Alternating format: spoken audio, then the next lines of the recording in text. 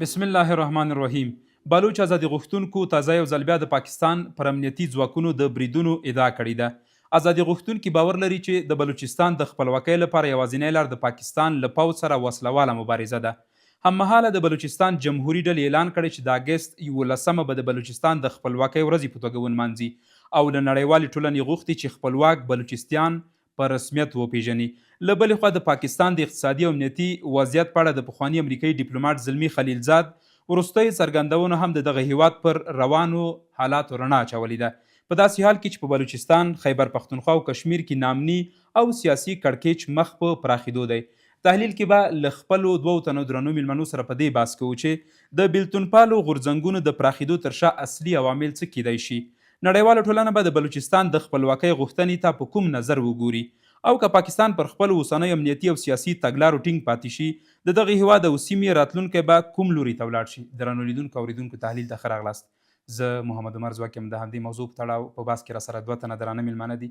د سیاسي چارو شنونکی سید عبادالله صادق صاحب، د سیاسي چارو بل افغان شنونکی حمدالله صمیم صاحب. تاسو دواړو ته ښه راغلاست وایم. صادق صاحب، که پیل له تاسو وکړم، تازه بلوچ ازادي غوښتونکو پاکستان کې بیا پر پاکستاني پولیسو باندې تازه بریدونه کړي دي چې پایله کې ګڼ شمېر پولیس وژل شوي دي. دغو بریدونو تر شا اصلي هدف څه کیدلی شي؟ بسم الله الرحمن الرحیم. سلام تاسو ته، ځلان صاحب، محترم سمیم صاحب ته، ستاسو لیدونکو او اورېدونکو ته. ګورئ، داسې ده چې ازادي غوښتونکي او داسې ډلې، داسې افراد، داسې اشخاص، داسې یو کلکتیف چې سره راغونډېږي، نو د هغې تر شا یو فکر موجود وي، یو تاریخچه موجود وي، یو روایت موجود وي. په هغه محور باندې، په هغه فکر باندې، په هغه روایت په بنیاد باندې دوی خپل اهداف ټاکي او د هغه اهدافو دپاره مبارزه کوي. دا مبارزه د اوسنه نه ده، دا بریدونه هم تازه نه دي، دا غوښتنې هم اوسنۍ نه دي، دا ډېرې پخوانۍ دي. فکر وکړه چې په 1940 کې چې کله پاکستان نوی و چې آزاد شو. ولې نوی و چې آزاد شو؟ زه په دې یو فکر یم که نه، دنیا کې چې څومره ملکونه دي، دوی چې د انګلستان نه ازادي اخیستې ده، که هغه افغانستان دی، که هغه هندوستان دی او که هغه امریکا ده، خپلې ورځې لمانځي که نه. بله. نو پاکستان هم اوس یو ورځ د لمانځي. اوس سړی تعجب کوي چې دا د څه شي ده، 14 د اګست دی، په کوم بنیاد لمانځي؟ د څه شي ورځ ده؟ ولې لمانځي؟ لمانځنه خو هغه ملکونه کوي چې دوی جغرافیه لري، دوی تاریخ لري، دوی شاته مبارزه لري، یو چا غوښتي دي چې دا اشغال کی، دا وساتي، د هغې په مقابل کې ملي مبارزه شوې ده، په ملي فکر حاکمیت ولري او په یو اسلامي فکر باندې او په یو دینی او په یو ملي فکر باندې مبارزه شوې ده. هغه فکرونو، هغه خلکو رهبري درلودله، هغوی انګیزه درلودله او هغوی بالاخره د خپل دغه ازادۍ دپاره د ازادۍ په نوم باندې سټرګل کوو، کوشش یې کوو تر څو چې دغه اهدافو ته ورسېږي. خپل اهداف یې درلودل او هر هېواد تقریبا اوس به یو څو ورځې وروسته موږ هم د امریکایانو څخه د ازادۍ ورځ ولمانځو که نه، 24 د اسد را روانه ده او بیا به د امریکایانو څخه او موږ امریکایان ځکه یادوو چې دوی کې بیا ټول راغلي وو، یو سلطنت یې جوړه وه که نه. او د هغې نه مخکې چې وو نو هغه 28 د اسد دی، 28 د اسد به موږ لمانځو. بیا به په راتلونکي کال کې په 8 د ثور موږ لمانځو چې هغه د روسانو نه یعنې تر شا یو تاریخ پروت دی، یو تاریخ پروت دی، یو چا دا معلوم دی وطن اشغال کړی دی، نو بیا د هغې دپاره ازادي ده. اوس موږ دا ورځې په کوم بنیاد لمانځو؟ دا د جشن په نیت باندې لمانځو. ولې؟ چې موږ سرخندنې کړي دي، موږ قربانۍ ورکړي دي، دا وطن هم آزاد کړی دی او د لویو قدرتونو هم آزاد کړی. پوهېږي یوازینی هېواد په دنیا کې چې هغه لمانځي خو د ازادۍ ورځ، خو دی په بند کې ځان اچولی دی.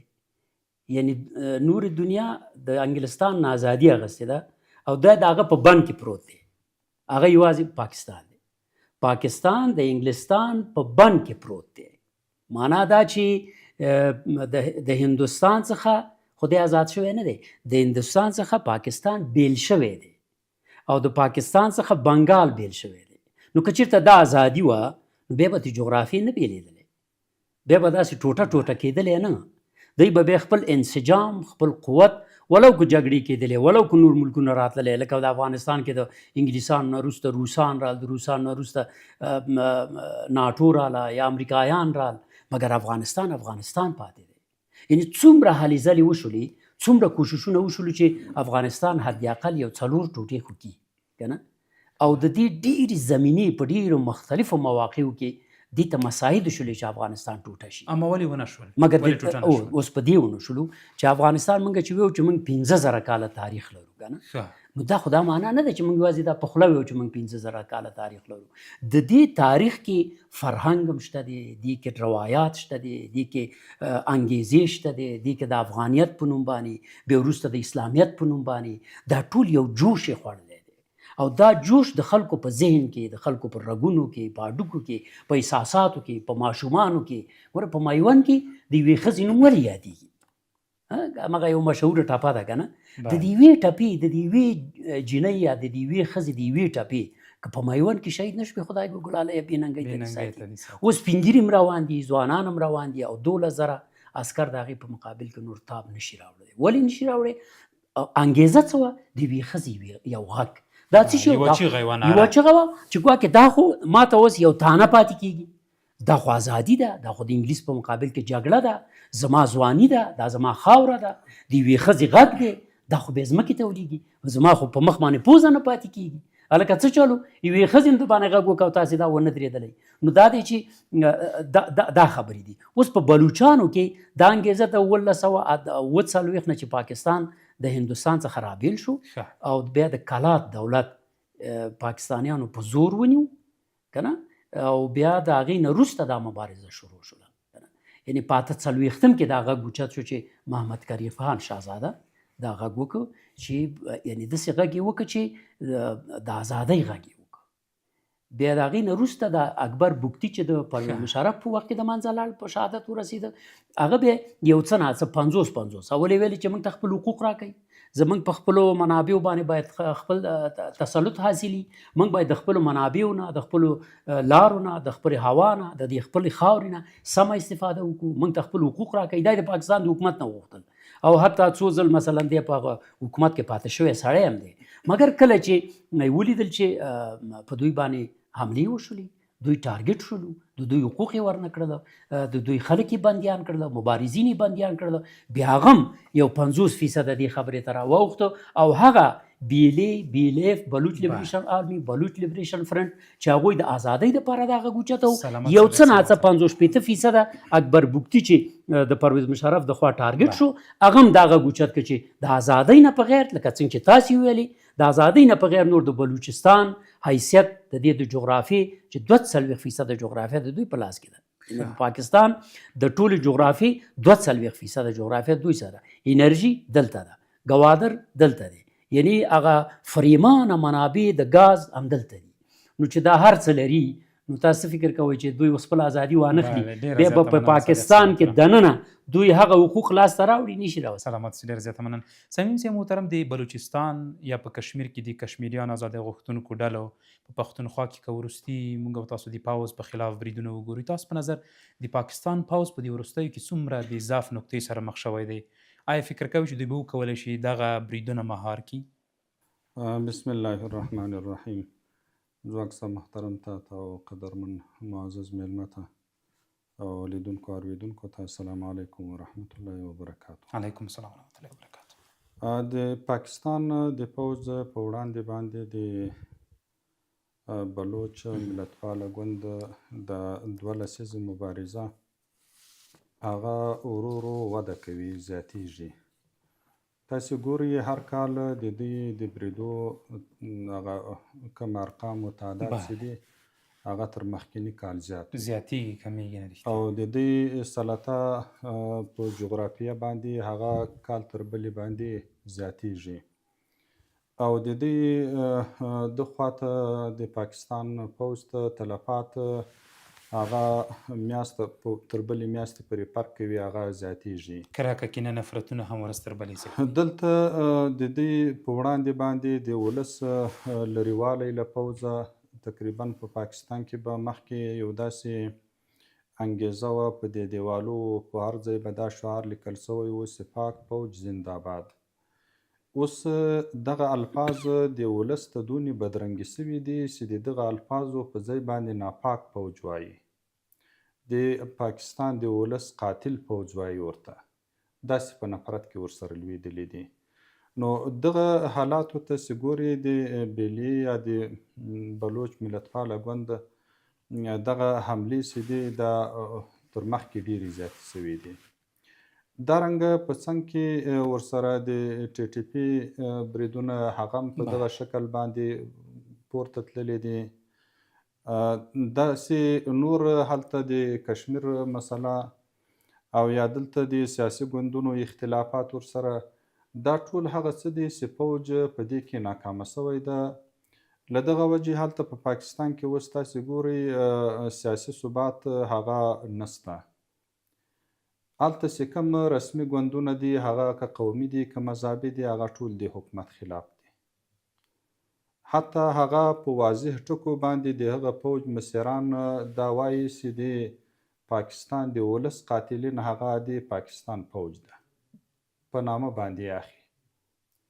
اقتصادي ثبات هلته دغه حالات ته رسېدلی ده چې د هغه ملک سیاستوال هغه ګوندونه چې هغه په هغه ملک سیاست کوي حکومت کوي هغه په دې فوج باندې دونې بې اعتماده شوي دي، د یو دښمن و د ولس د قاتل په سترګه باندې ورته ګوري. او دارنګه تاسې ګورئ هغه خلک چې په پاکستان کې د فوج مخالفت کوي د هغو قتل عام شروع ده. تاسې ګورئ دا د بلوڅو مسله خو داسې ده چې هغه مسلحه مبارزه کوي، ټي ټي پي خو مسلحه مبارزه کوي، لیکن هلته هغه خلک چې د دوی د قانون و د دستور موافق مبارزه کوي هغه خلک وژل کیږي. د پی ټي ایم په نامه د پښتنو یو بې دفاع پښتانه بې اسلحې پښتانه هغه خالي د خولې خبرې کوي لیکن وژل کیږي. هلته ولې؟ دارنګه د عمران خان چې هلته یو غټ اکثریت ګوند په پاکستان کې غټ اکثریت لري هغه چې د فوج په خلاف باندې د خپلو حقوقو غوښتنه کوي هغه خلک یې وژل کیږي یا بندیانیږي. نو سیاسي ثبات هلته په پاکستان کې هغه اوس ختم شوی ده. دا د فوج یوه ناکامي ده. د ورسره امنیتي مشکلات او ستونزې هغه ورځ تر بلې ډېرې شوي دي. تاسې به یو څو شپې مخکې د دې راپور لیدلی وي کلنی چې په دغه روان کال کې په پاکستان کې په زراو امنیتي پیښې شوي دي چې دا له تیر کال سره ډېر توپیر لري. دا ارقام ډېر زیات شوي دي. تاسې ګورئ مخکې به هلته یو داسې بریدونه کېدلو چې هغه به چریکي بریدونه وو، یعنې د یو نیم ساعت و د یو پاو و د یو ساعت دپاره به برید کېدو بیا به بریدګر بیرته تلو. لیکن اوس هلته یو مخ جبهي جنګونه شروع شوي دي، ښارونه نیول کیږي، ځایونه نیول کیږي، امنیتي کسان یې نیول کیږي، هغه وژل کیږي، وړل کیږي، بندیانیږي. نو هلته امنیتي مشکلات هم داسې اوج ته رسېدلي دي چې هغه د فوج تر وس تیر دي هغه نسي کنټرولولی. صمیم صاحب محترم ډېره زیاته مننه بیرته راګرځم سلامت اوسئ. صادق صاحب محترم تازه بلوچ ازادي غوښتونکو ډلې اعلان کړی چې 18 د اګست زموږ د ازادۍ ورځ ده. کومه ازادي؟ دا ورځ به د کومې ازادۍ په نوم دوی لمانځي؟ هغه ازادي چې خلکو هغې دپاره هڅه کوي، کوشش کوي، یو فکر لري د خپلې جغرافیې په تړاو، د دې خپل تشخص په تړاو. بلوچستان، بلوچ قوم دا وړوکی قوم نه دی. بلوچستان دا وړوکې سیمه نه ده، د ډېر یو لوی تاریخ لري. هغه د انګلیسانو د وخت نه ونیسه او د هند برطانوي په موجودیت کې د دوی ځان له خپل یو ځای و. انت فکر وکړه چې حتی د دې دپاره چې دا یو معبر جوړ شي او دا د اروپایانو د هالند او د ایټالیا او د فرانسې او د بلژیک د دې هیوادونو د انګلستان سره په دې باندې ټکر راغلی. دا څه داسې وړه خاوره نه ده. دا چې موږ وایو یوازې د دې پاکستان کې 42% خاوره ده. دا ډېر قوي جیوپولیټیک او جو اکانومیک او جو ستراتیژیک موقعیت لري. زه یو ځل یو شپه په بلوچستان کې وم او چونکې ستومانه وم، ډېر خوب هم ډېر نه راته. نو ما وکتلې چې یعنې په دې د بلوچستان په دې فضا باندې د تیارې یوه لحظه هم چوپتیا نه راتله. انت فکر وکړه چې دا څومره لوی کوریدور دی یوازې په فضایي لحاظ باندې. د دې نه به دې خلکو ته باید څونه عاید راشي که نه. دا خو ټول د بلوچان هغه څوک چې فهم لري، څوک چې سیاسي شعور لري، څوک چې په دې خبره باندې پوهیږي، د همدې دپاره ځکه مبارزه کوي. د دې هغه حقوق چې باید ورکړي وي له بده بخته باید ویو چې ولې پاکستان په داسې یو حالت سره مواجه شو. ګوره که نه ولې یعنې دا ډېر یو غټ سوال دی چې اقتصادي لحاظ سره موږ خبره کوو چې دا په څوړ حالت کې دی، نزولي حالت دی. په امنیتي لحاظ باندې موږ تاسې ګورو چې په بلوچستان کې څه وضعیت دی، په کشمیر کې څه حالت دی، په پښتونخوا کې څه وضعیت دی، سیاسي حالت دی وګوره. یو صدر اعظم اعدام کړ د فوج، بل صدر اعظم یې وشړه، بل صدر اعظم ښځه هغې ویشتله، بل صدر اعظم دا اوس فعلا بندي دی. او دا په لوی اکثریت باندې مثلا دوی په پاکستان کې د انتخاباتو د لارې دغه ګټلې او رای ګټلې و چې صدر اعظم په اسبانې ټاکل شوی و، مګر څه وکړل دا سړی ونیو، دغه اوس بندي دی په سیاسي لحاظ باندې، په اجتماعي لحاظ باندې، په اقتصادي لحاظ، په امنیتي لحاظ، په هر لحاظ باندې، په سیمه ییز لحاظ باندې. آیا هندوستان غوندې یو لوی هیواد چې یو لوی قدامت لري، تاریخ لري او جغرافیه لري، د بری صغیر کې دا ګوره دا همدا هیوادونه راتلل. دا اوس چې چا د ذاکر نایک نه پوښتنه کړې وه چې د پاکستان چې بیل شو د اسلام او د اسلام د دین دپاره او د مسلمانانو دپاره یې څه ګټه ورسوله؟ هغه ویل چې ګورې ما نه دا سیاسي پوښتنې مه کوئ، زه مذهبي سړی یم، زما نه د مذهب په تړاو پوښتنه وکړئ. وایي زه خیر دی که دې ته هم جواب ورکړي، وایي نو که په پاکستاني جنرالان خفه کېږي نه نو زه به ووایم چې تاسې کومه ګټه مسلمانانو او اسلام ته ورسوله؟ پاکستان یوه جغرافیه، بنګال بله جغرافیه، آزاد کشمیر بله جغرافیه، مقبوضه کشمیر دریمه جغرافیه، او هغه مسلمانان چې په هند کې پراته دي 15 جغرافیې. نو په 15 ټوټو نه دي شلي. دا د ذاکر نایک ځواب و، دا دغه ځواب و. او هغه ژورنالیست بیا خلکو ډېر رټلی و چې تا ولې داسې پوښتنه دې نه کوله؟ تا فکر کوو چې دا یوازې مذهبي شخصیت دی، ته وګوره چې د څنګه قوي سیاسي جواب درک. هغه ویل چې جنا څنګه چلو کو، داسې یو هیواد چې من ته راوړ دا یې ښه نه دي کړي، اوس یې وایي تاسې وسنجوئ نو ښې کړي چې دا یوازې 15 ټوټې د دې نه تاسې ښېګڼه ورته ویوئ. د اسلام به څه تمه وي؟ د اسلام به څه تمه وکړو؟ دا چې مثلا ته وایې چې مسلمانان دې په دې دوکه کړل چې دا د اسلام قلعه ده، دا د لا اله الا الله په بنیاد باندې جوړ شوی دی، نوم یې پاکستان دی، مرکز یا پایتخت اسلام آباد دی. نو خو خلکو توقع کېدله چې دا به رښتیا په اسلام آبادي، دا به رښتیا پاکستاني، دا به رښتیا هم د مسلمانانو یو قلعه وي. د چې اټوم بم جوړ کړو، د چې ولکه پوځ جوړ کړو، دا به زمونږ دپاره زمونږ غږ به اوچتوي، زمونږ په شا به ودرېږي، زمونږ حمایت به کوي. اوس چې مسلمانانو ولیدل چې هغه هندوستان ورته وایي چې ما سره خو دې دغه روایتي جګړه وه، زه هندو ته مسلمان، صحیح ده که نه؟ جغرافیایي لحاظ سره یا په مذهبي لحاظ سره په هر لحاظ سره چې خو د افغانستان سره ولي؟ آیا تا چغې نه والي چې جهاد افغانستان دفاعي پاکستان ستاسې دفاع نه وه؟ آیا دا ستا مسلمانان ورونه نه وو؟ آیا که د مهاجرت و که تا انصاري نه وي تا نصرت نه و کړی؟ د هغه یو شکل و که نه، یو سمبول و چې تا باید د نصرت وظیفه ادا کړې وي، رول دې لوبولی وای، او دا رول دې لوبولی وي، او افغانانو هجرت وکړو. نو چې دا خو تا باید په ځای ساتلی وي. خواجه آصف څه ویلي چې خم نه دي کړي، دا هم نه دي کړي چې افغان مهاجرینو ته او کډوال ته په خپله خاوره کې لاره ورکړې ده، چې خم نه دي کړي، دا هم نه دي کړي چې موږ د انګلستان او د امریکا په اشاره باندې په افغانستان کې تروریزم ته وده ورکړه.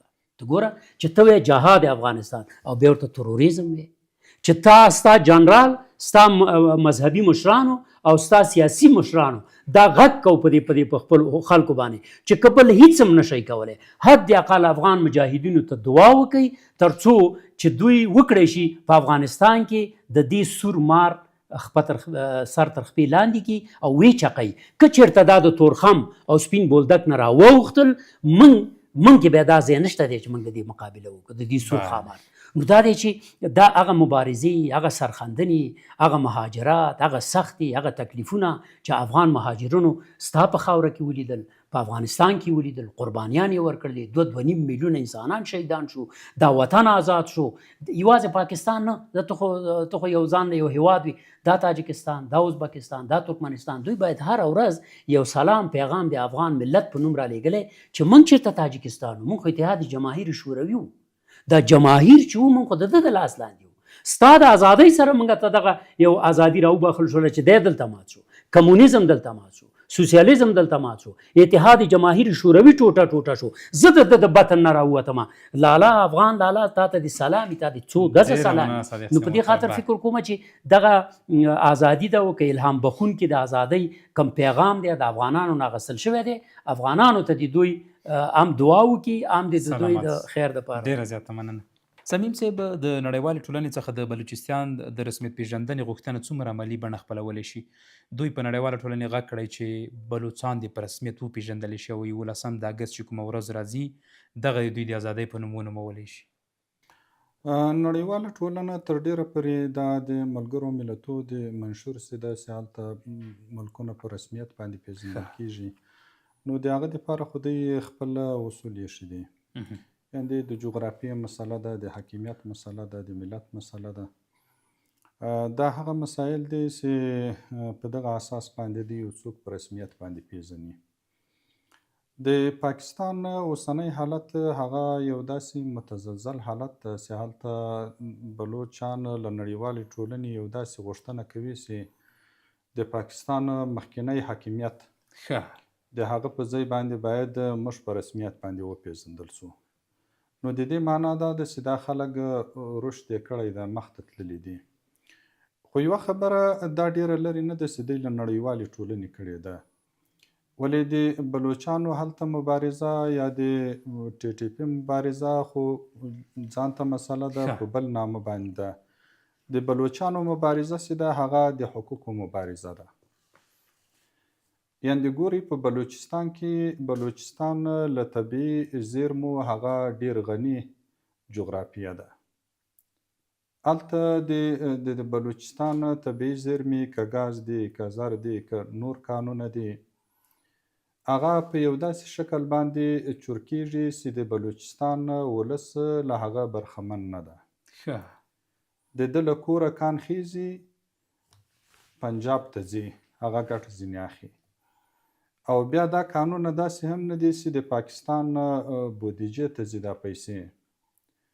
پاکستان په اوس حالات کې له اقتصادي بحران سره مخامخ ده.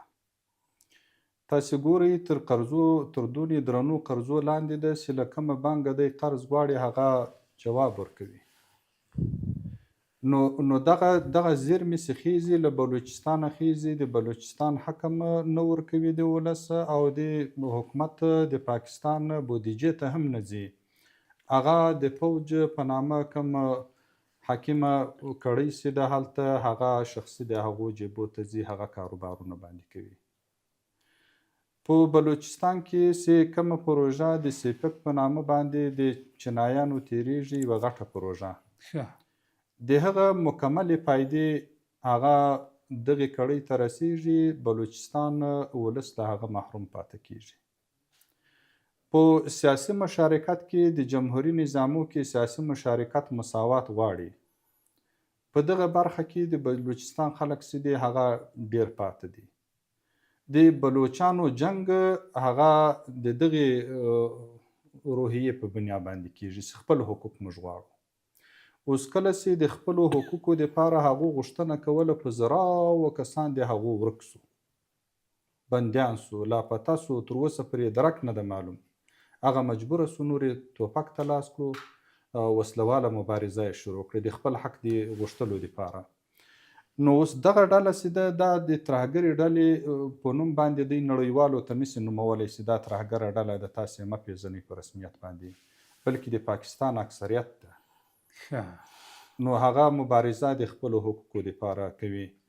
نو بعیده نه ده چې که چیرې د دوی دغه مبارزه داسې ګړندۍ وي او داسې مخته ولاړه سي، نو ډیره لرې نه ده چې نړیوال به دوی په رسمیت باندې پیژني او د دوی ازادي به هلته ډیره زیاته مننه صمیم صاحب محترم، سلامت اوسئ.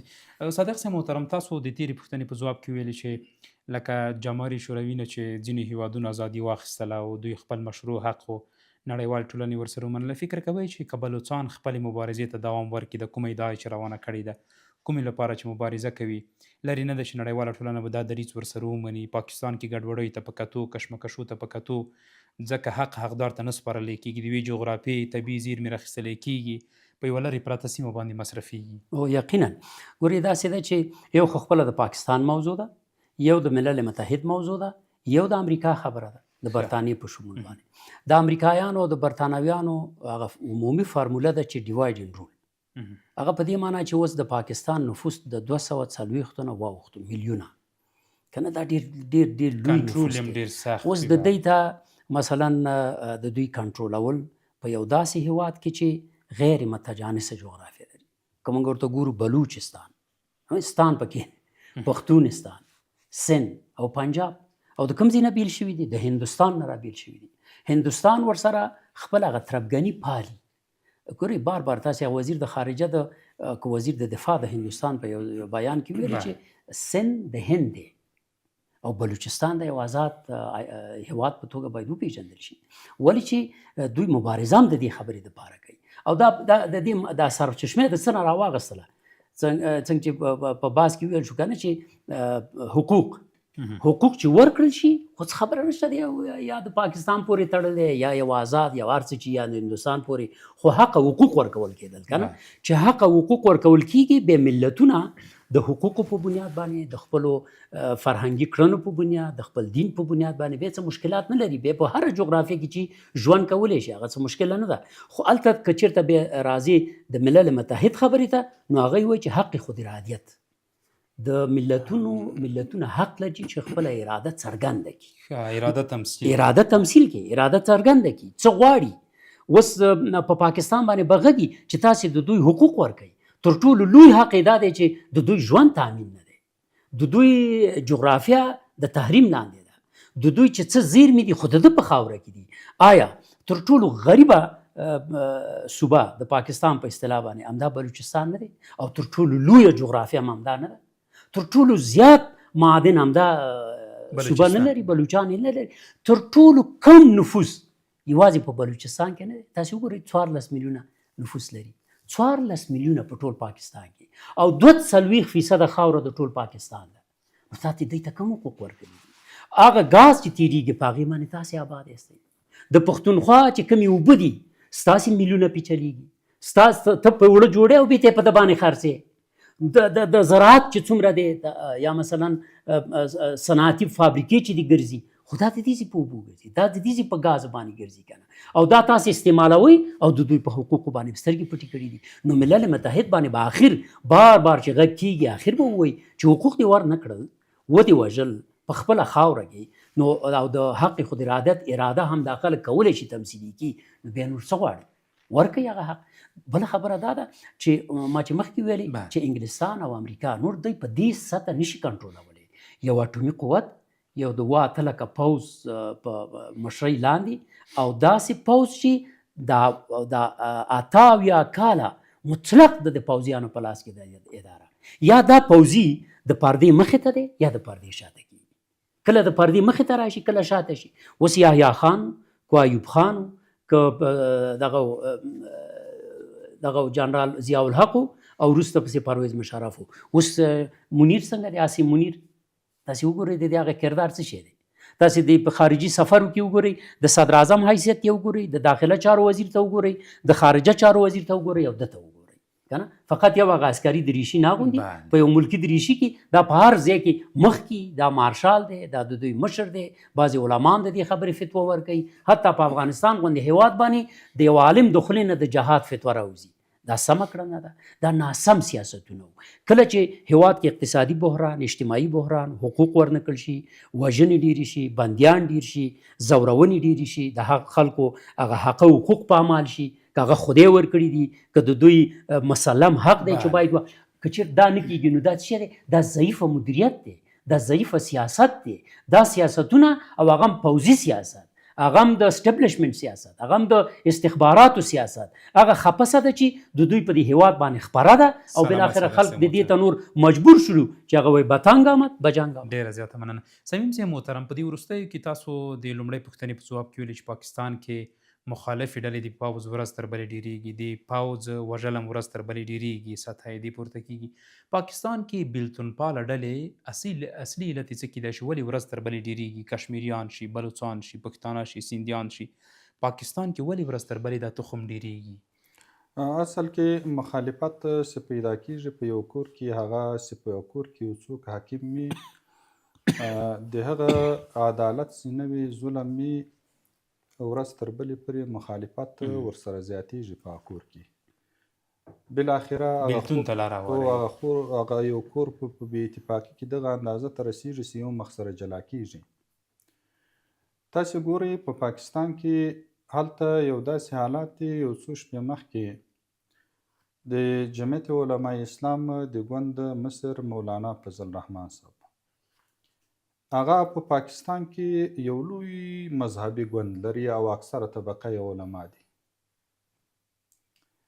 هغه په یو جلسه کې وایي چې زه د زرهاو علماو په نمایندګي باندې دا فتوا ورکومه چې دا فوج دا منکر ده، د دغه ازاله په ټول ولس باندې واجب ده چې باید ختم شي. هغه کومه وسلواله ډله نه ده، هغه د هغه جمهوري نظام د هغه جمهوري حکومت تر سوري لاندې د هغه د منشور موافق خپله مبارزه کوي، سیاست کوي. هلته د دغه یو بل ګوند مصر ده د مولانا محمد خان شیراني صاحب په نامه باندې. بله. هغه په واضح الفاظو په جلسه کې وایي چې د پاکستان فوج دا د غرب چاونۍ ده دلته په پاکستان کې. د غرب د اهدافو دپاره دلته اچول سوې ده، نه د پاکستان د خلکو حفاظت کوي نه د پاکستان د منافعو دپاره ده. دا د غرب چاونۍ ده، دا خلک یې نوکران دي، د هغو د ګټې دپاره دلته کار کوي. تاسې به هلته دا څو وخت مخکې چې هلته په څو کسان وژل سوي وو، بیا هلته د دوی په اصطلاح باندې مظاهره وه، درنه وه. هغه ته بیا سیاسي پارټۍ ټولې راغلې وې، مشران یې غږېدلي دي. د محمد خان په نامه باندې د پښتون عوامي نیشنل ګوند مصر ده د پښتونخوا، بله، محمود خان اڅکزی. محمود خان اڅکزی هغه هلته په واضح الفاظو باندې وایي چې دلته په دې خاوره کې داسې څوک نشته، یو داسې حاکم قاضي چې موږ هغه ته دا قضیې یوسو چې دا یې حل کړي. یعنې د دښمن هم دا ده. نو دا هغه حالت ده چې په پاکستان کې د دې پوځ له لاسه هلته نه د حقوق بشر درناوی شته، نه هلته خلک اجتماعي و فردي ازادي نه لري. هلته هغه خلک چې تر خولې یې کوم الفاظ راوځي، سبا ته بیا هغه ته مشکلات جوړ وي، ورک وي، یا وهلی وي، یا ټکولی وي، یا زنداني وي. نو هلته حالات داسې یو نازک حالات ته رسېدلي دي چې هغه ولس له دې فوج دونه فاصله کې واقع سوی ده چې یو مخ د دښمن په سترګه باندې ورته ګوري. بلکې هلته هغه د دوی په اصطلاح باندې سیول حکومت او فوج دا په خپل مابینځ کې دونه سره بې اعتباره دي. یو څو شپې مخکې په یو ځای کې تاسې به دغه ویډیو اورېدلې وي، رسنیزه سوپلیسو ویل چې زموږ د امنیت دپاره، زموږ د ساتنې دپاره د فوج نه راځي، دا زموږ قاتلین دي. نو حالات هلته دونې بحراني سوي دي. نو په داسې بحراني حالاتو کې تاسې ګورئ یوه بله جالبه لا دا ده ځواک صاحب محترم، د پاکستان او د افغانستان د ولس تر مابینځ دا څو لسیزې داسې یو حالت و چې دلته بیا ویزې تګ و راتګ و، دا دونې سره نږدې ولس و. بلکې له ده ځایه مهاجرین چې هلته تللي وو، هلته هغه خلکو د خپلو ورونو په سترګه باندې ورته کتل چې دا خپلې خاورې ته راغلي دي، حتی دوستۍ یو بل سره کړې. لیکن اوسنی سیاست د فوج داسې حالت ته ورسېدی چې ټول سیاسیون یې هم د پاکستان په خپله مخالفت کوي. د افغانستان سره په څنګه حالات کې ده، کم مشکلات افغانستان ته دوی نه دي جوړ کړي، په ثبوت باندې رسېدلي. نو دا هغه حالت دی چې اوس دغه خلک یا د بېلتونپاله ډلې چې راپورته کېږي، بېلتونپاله ډله چې ده د دغه تر ډېره پورې دغه د ازادي غوښتنې خبرې مخکې به چا د خوب په سترګه باندې ورته کتلو، اوس داسې ده لکه که حقیقت سلامت صحیح صحیح محترم، باندې ډېره زیاته مننه. صادق صحیح محترم، پاکستان دا مهال د تاریخ له کوم پړاوونه تېرېږي؟ د پاکستان ولس د څه غوښتنه کوي؟ پاکستان کې کوم حاکم پوځ چې دی، دغه تر شا څوک دی چې ولس ته موږ د دغه پوځ یو مشخص تعریف ولرو؟ اوس بعضې شیان تعریف هم نه لري که نه. اوس لکه پاکستان څنګه تعریفې خو یو څه خو یو تعریف ولري. که موږ ویو چې بیالوژي تعریف کنو یو تعریف لري، که تاریخ تعریف کنو هم تعریف لري. اوس به پاکستان څنګه تعریفو چې خپله د داخله چارو وزیر یې وایي چې دا یو کولپس نظام دی، رژیم دی که نه. کولپس څه معنی؟ یعنی په سیاسي لحاظ، په اقتصادي لحاظ، په اجتماعي لحاظ، په هر لحاظ باندې دا کولپس شوی دی، دا سقوط سره مواجه دی، دا نه چلیږي. معنا دا چې علما هم دغه کوي، څنګه چې صمیم صاحب ویلي که نه، که هغه د جمعیت علما اسلام دي، که هغه د پښتونخوا کوم سیاسي پارټۍ دي، که هغه مثلا نور ګوندونه دي، که اشخاص دي، که افراد دي، که علما دي، دوی ټولو دا غږ کوي چې وروره دا نظام په دې شکل دلته نه چلیږي. که د پاکستان په نوم باندې حکومت، جغرافیه او سیاست چې دوی ورته وایي چې یو آیین هم لري، دا پوځ هم لري، دا جغرافیه لري، دا پارلمان لري، دا مثلا دغه د دې ټولو مسایلو نه برخوردار دی، مګر آیا هغه څه چې چاته ورسپارل شوي دي هغه ترسره کوي؟ معنا دا چې پوځ چې د کار هم دا دی چې د هیواد امنیت وساتي. اوس امنیت شته دی؟ نه. که تا چېرته سیاست دې سم وي، دا د پوځ په لاس کې نه وي، تا به 3 ځل د هندوستانیانو سره جګړه کړې وي، او دا 3 ځل به تا د پوځ په مشرۍ کې تا دا جګړه څنګه وبیلله؟ تا خو بیللې ده جګړه. کارګل کې دې څه وضعیت و؟ مثلا ته اوس افغانستان چې ستا دوست هیواد و، ستا ګاونډی هیواد و، ستا مسلمان ورور و، او تا یعنې تا خپله پشتیبانه ګڼله، تا د سره څه ډول رویه وکړه؟ د مهاجرو سره رویه داسې کېږي لکه تا چې وکړه د افغانانو سره، د دوی د سیاسرو سره، د دوی د ماشومانو سره. دلته بیا د هغه خلاصه کې دا د سیمې خاردار چې تا تیر کړ، دا اغزن تار تیرول د 2 مسلمانانو په منځ کې، خدای وایي انما المؤمنون اخوه، او ته څه کوې؟ مسلمانان رونه دي سره. د ایران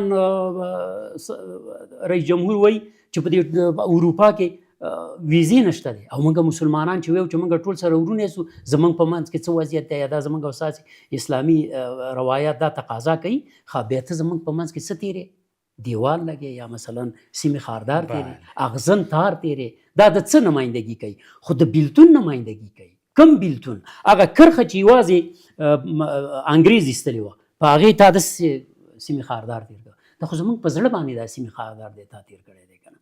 بیا تا هغه مهاجر په کوم شکل راولېږل، بیا دې په دې باندې بسنه وړه کړې ده، بیا دې د TTP بلیم او اتهام دې په افغانانو باندې ولګو، په اسلامي امارت دې ولګو، بیا دې په دې باندې بسنه ونه کړله، بیا دې په نیمه شپه باندې بمبارونه شروع کړله، تا شفاخانې ویشتلې، تا زمونږ د معتادینو شفاخانه دې ویشتله، په سلګونو خلکو دې پکې هلته مړه کړل، چې دا اوس په یوناما او په ملل متحد کې په تا باندې دا غږ کېږي چې دا باید یو عادلانه محاکمه وشي او دوی باید محاکمې ته راښکتل شي. تا مثلا په کونړ کې د پانتون ویشته، ماشومان دې ویشتل، د یوې کورنۍ 14 کسان دې په یوه شپه کې د منځه ویوړل. هغه سړي د سترګو نه ولې اوښکې نه تلېدې؟ تا ته دشمن وایي، دشمن ته هغه سترګې چې افغان وي او په دې خاوره زیږېدلی، هغه خپل دشمن ته او پنجابي دشمن ته اوښکې نه تویوي. هغه ته وایي د دې خبرې غچ ته نه اخلم، د دې خبرې غچ به اخلو. نو ځکه خو مجاهد صاحب کوم غږ کوي، یا یعقوب صاحب کوم غږ کوي، وزیر د دفاع څه وایي چې که دلته د راته کابل ویشته نو اسلام آباد به بچ نه پاتې کېږي، که په افغانانو دې دلته ناتار کوو ته به هم آرامه خوب نشي کولی. دا هم د دې دا د په څه بنیاد باندې؟ خدای په قرآن کې وایي وَأَعِدُّوا لَهُم مَا اسْتَطَعْتُم مِّن قُوَّةٍ. تاسې قوت حاصل کړئ. اوس که ته مسلمان نه یې، مسلمان یې خو کړنې دي د مسلمانۍ نه دي، نو خو بیا ستا دپاره یو مبارزه خو در سره پکار ده که نه؟ د دې خپل د هیواد دفاع دا خو هم په اسلامي لحاظ باندې پکار ده، ځکه قرآن کې الله پاک وایي، سمیم صاحب ناست دی، أُذِنَ لِلَّذِينَ يُقَاتِلُونَ بِأَنَّهُمْ ظُلِمُوا، چې در باندې ظلم شوی دی، اجازه ده تاسې ته چې ای خلکو چې تاسې باندې ظلم شوی دی، تاسې د دوی په مقابله کې قتال وکړئ. أُذِنَ لِلَّذِينَ يُقَاتِلُونَ، قتال وکړئ د دوی په مقابل کې. ولې؟ چې ظلم در باندې شوی دی. نو ظلم چې تر په ما باندې کې، زه مجبور یم چې بیا دغه او هغه اعلان په ځای دی چې زه وکړم اتې کې که نه. نو رالو دې ته چې ستا د هیواد امنیت ساتل، هلته روغه جوړه راوستل، هلته څوک چې ستانه حقوق غواړي، څوک چې تانه ازادي غواړي، څوک چې مثلا ستانه په سیاسي ډګر کې معامله غواړي، هغه زه ستا نشم جوړولی. زه لکه څنګه چې تېرو شپو کې مجاهد صاحب ویلي چې دوی پوهېږي او خپل کار یې پوهېږي. زمونږ هیواد دی، جغرافیه لرو، ملت لرو، قوانین لرو، شرعي، دا به موږ خپل په ځای کوو، ته دې خپل کارونه په خپله سرته ورسوه. سمیم صاحب محترم، په رسنیو کې 2 روایتونه ښکته پورته کېږي. د پاکستان کورنیو چارو وزیر محسن نقوي ویلي دي چې پاکستان د دغه وضعیت نه چې ټوټه نشي، منحل نشي، یوازینۍ لاره اداري واحدونو زیاتول یا تشکیلات ډېر دي یا صوبې زیاتېدل دي.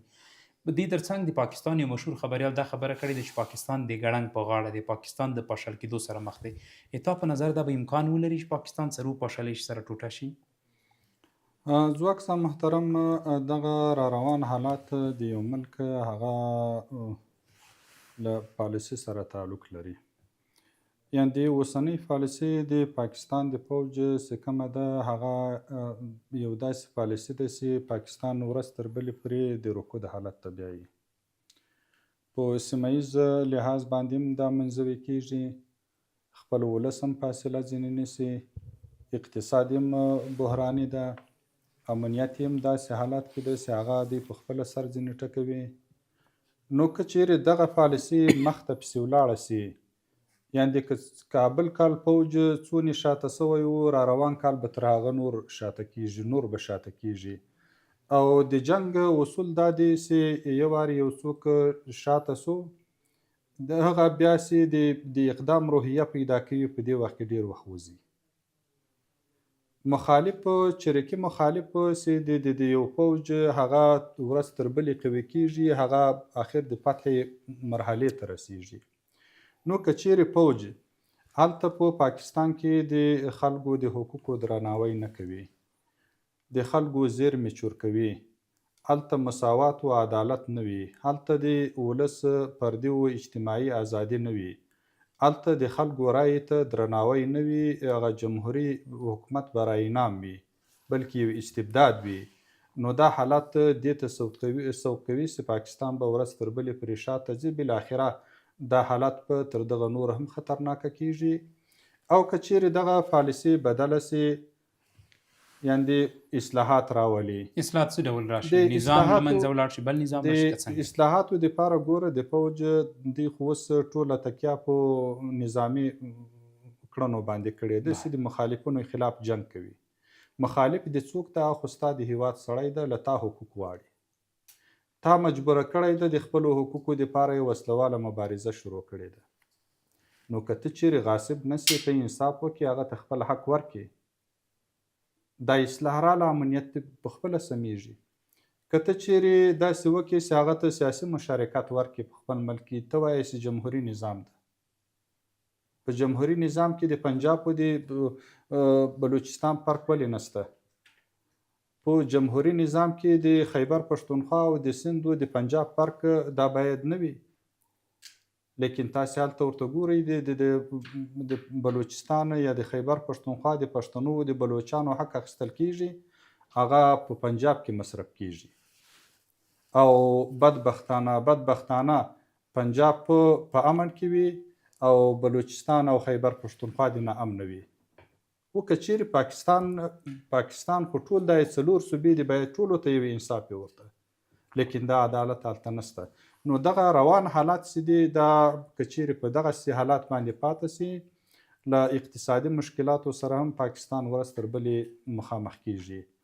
تاسې ګورئ یو څه وخت چې هلته پټرول و ډیزل ګران سو، د دوی حکومت دا امر وکړو چې موټر ودروئ یو مخ. دا رسنیزه موضوع ده.